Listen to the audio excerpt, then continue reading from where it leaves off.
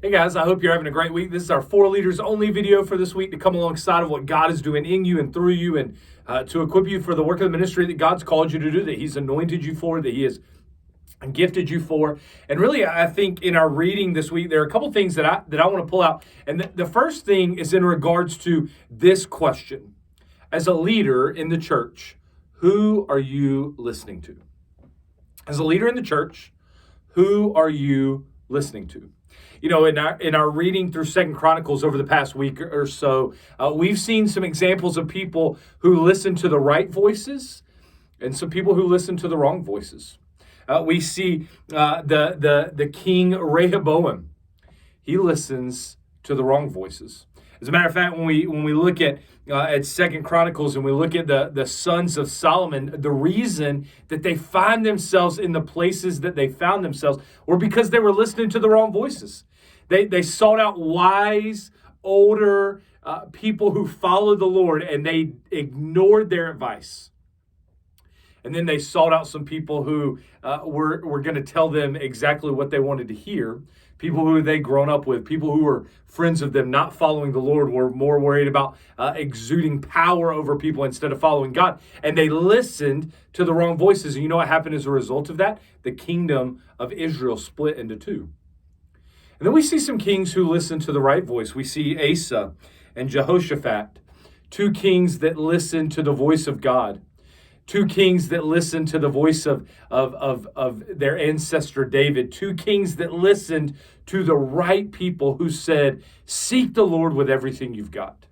Be wholeheartedly devoted to Him. Tear away any idols and worship God and God alone. And because they followed and listened to the right voices, they succeeded.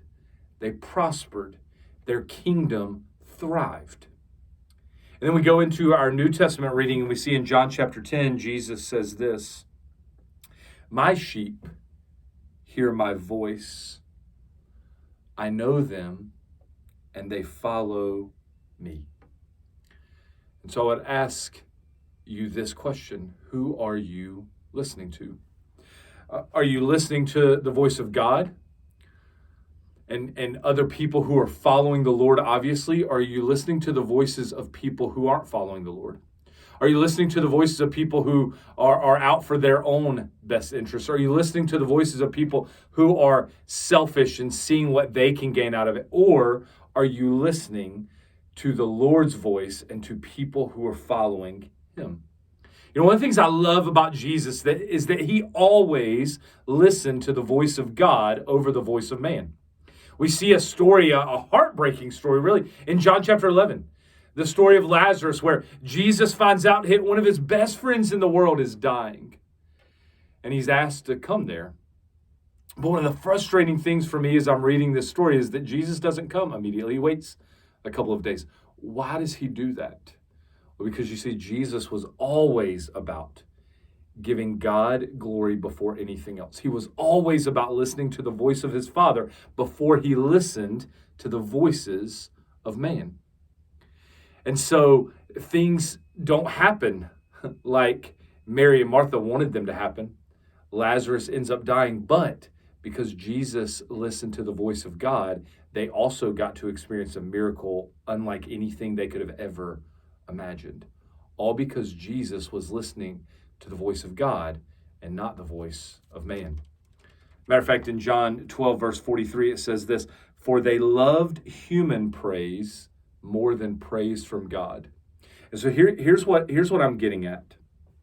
If we want to be leaders who honor God, who glorify God, we need to be leaders who are more worried about praising God than we are about praising people, who are more worried about listening to God and people following Him than we are about listening to other voices that aren't following the Lord. So who are you primarily listening to? Are you listening to the voice of God? Are you listening to His word? Are you communing with Him every day in prayer so that you can hear His voice boldly and loudly and clearly? Are you spending time with other believers who are following the Lord so that you can hear God speak to you through them? Or are you listening to voices that our culture has to offer?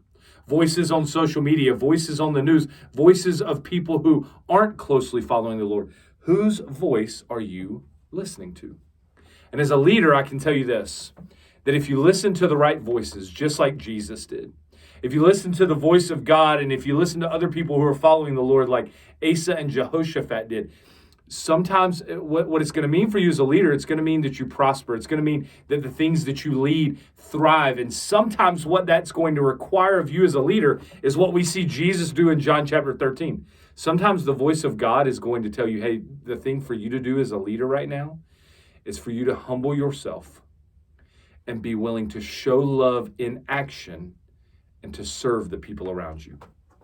So the second question I have is this. First question is, who are you listening to? The second question is, who are you serving?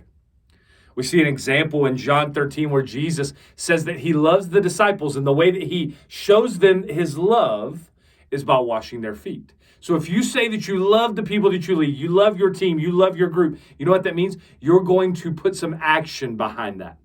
You're going to serve them just like Jesus was willing to do. And he said, I've set an example for you to now go and follow. Jesus humbled himself. He got down on his knees. He did a job that was so messy. Oh my gosh, their feet would have been so dirty. He had to get up from already being at the table reclining. He had to take his cloaks off, and he had to wrap it around his waist. He had to pour water in a basin, and then he had to wash and dry their feet. You see, he was willing to do things that were inconvenient. He was willing to do things that were hard. He was willing to engage in things that were messy to serve the people that God had called him to, because he was listening to the voice of the Lord. Because if we listen to the right voices, it's going to lead us to living a life of humility, of service, and of love in action. So who are you listening to? And who are you serving? Because ultimately, not only do we see Jesus wash the disciples' feet, later we see Jesus entering into a messy situation of our sin. We see Jesus doing the inconvenient and hard work of being willing to go to the cross, to take the wrath and the punishment for us, to take the separation from God for us so that we could experience forgiveness of sin and eternal life with God in heaven. All because Jesus was listening to the voice of God. Therefore, he was willing to endure the pain of the cross in humility, in service, love in action, so that we could receive forgiveness and eternal life. So who are you listening to? And who are you serving? If we listen to the right people, if we listen to the voice of the Lord and people following him, it's going to lead us to leading with the right posture and the right actions. And your team that God has given you the privilege and honor of leading will thrive as a result of it. I love you guys so much. Thank you for leading in such a time as this. We'll see you guys soon.